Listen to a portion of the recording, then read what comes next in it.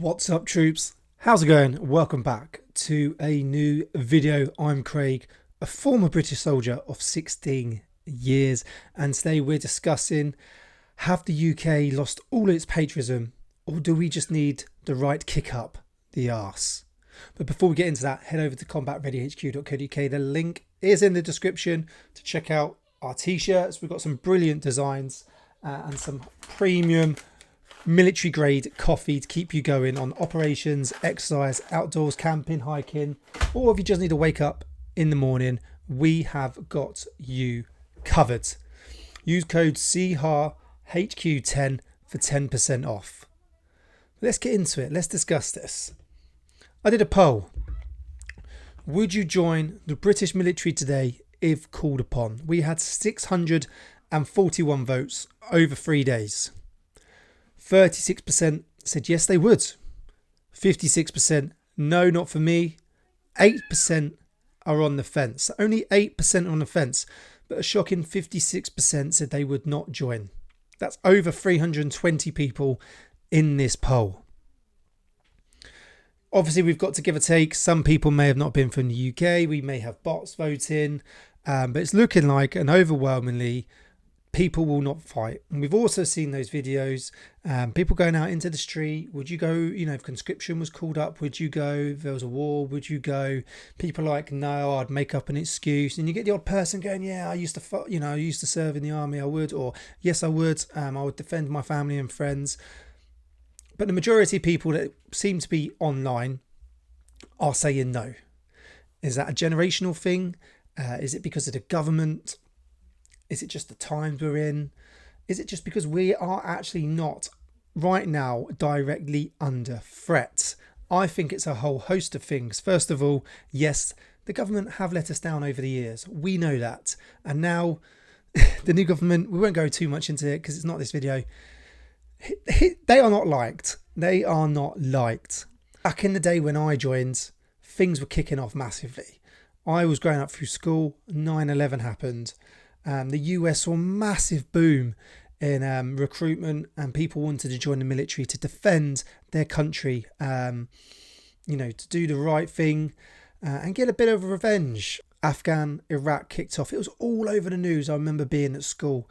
It was all over the news. That's all you ever saw, and I was like, that is what I want to do. I just used to look at it and think, oh my God, I want to do that. So it was its own organic recruitment. And it was spoke really positively about, look at what our soldiers are doing, look at what they're going through. Oh my God, we've got casualties, the sad fatalities going through Royal Wootton Bassett. It was like this big sort of recruitment thing to get, and people just wanted to join because they wanted to serve their country. Talks of weapons of mass destruction. You had the massive attack, obviously, in 9/11. We then had things like 7/7 bombings. There was all things going on around, and it was happening sort of in our back door, okay? So there's these massive recruitment because people wanted to defend their family and friends, do the right thing. And there was a big sense of patriotism back then. I feel like everyone was proud to be British, not just English, Welsh, Scottish, Irish, but people were proud to be British.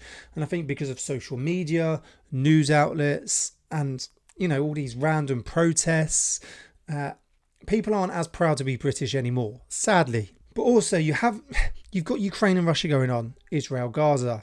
You've had a few odd things going in Syria. The Middle East has sort of been kicking off, but nothing directly threatening the UK. Yes, there's been talks of, if Ukraine is taken, Russia are going to encroach on, further into Europe, into the Baltics, and then over to the UK. But we don't actually know that for a fact. We do know he most probably wants to build up the old sovereign Soviet Union, but there's no real direct threat at the minute to the UK. There's a lot of bad press about the government in the news at the minute. So people aren't as patriotic. But my thought is, would this massively turn around? Okay, remember back in World War II, World War One, massive world war. You had the bombings, the Blitz over London. 15, 14, 16-year-old boys were fighting to join up. Yes, I think we've got a slightly softer generation now. Don't get me wrong.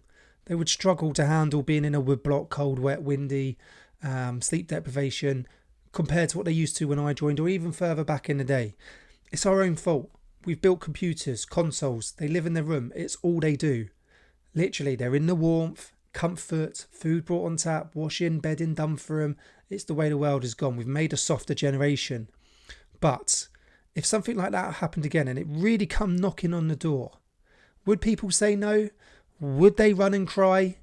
Would they make up excuses knowing that your home is under threat, your family are under threat? I don't think so. I think you're still going to have a lower percentage compared to World War One, World War Two, and even the Iraq and Afghan days, 2001 up to around 2008, 2009. You're going to get a lower percentage. But I still think a lot of people who have said no, I would make an excuse. I'm too unfit. I've got an injury. I wouldn't do it. I think there would be a lot of people that actually would. Hopefully it never actually comes to that someone actually comes knocking on the door. But it's a shame that as a country, we need that to protect ourselves, to feel patriotic, to protect our family and friends, that we would need someone to come knocking. That's the sad thing about it. But before we continue, just remember, head over to combatreadyhq.co.uk to grab some coffee to keep yourself focused while you're watching this video and during the day. What we shouldn't need that. We should be patriotic about our country. We should want to protect. We should want to be able to serve our country, our king and country. But that's what I feel like we need to get the numbers up. Also, we need a massive boost of GDP. We need to increase the defence budget massively compared to what it is. We know that's not going to happen. We need to work on retention to get the numbers up. But I just feel like the reason people won't be called upon it today, the reason people will not serve, is because it's comfort. They don't feel like they have to. People are just so comfortable. You know, we get work from home. Majority of people now kick off if they have to go into the office 5-6 days a week. Everyone wants to work from home. Everyone wants their food brought to them. Everyone wants everything done for them. So why would they want to go to the army? That is a lot more difficult compared to majority of jobs. Room inspections, get beasted, get thrashed around, get told what to do. Your life is completely controlled. No work-life balance, consent overseas all the time. All of this, when you could sit at home, you can work from home from your laptop, order your food, get it delivered, order your drinks, get it delivered, put your stuff in the dishwasher. You haven't got to wash it up, take it out, put it straight in the cupboard, shove your stuff in the washing machine, then tumble dry. You haven't got to hand wash it, then hang it up and dry. There's none of that. Everything is really, really easy now. And that's our own fault. We've made that. So we've made a generation of soft people we have. A soft people that will need a kick up the arse one day. Because one day someone is going to come knocking. I think. I don't know when. Near future, far future, whatever. One day someone's going to come knocking. And hopefully it's not going to be too late that we've actually completely depleted our armed forces. But that's what I think we need. I think we've lost the patriotism. We've got a softer, younger, weaker generation due to our own fault, and we need a kick up the arse. That is exactly what we need. But I'd love to know your thoughts on this, so please do comment below. Thank you for watching. Don't forget to subscribe, and I'll see you soon.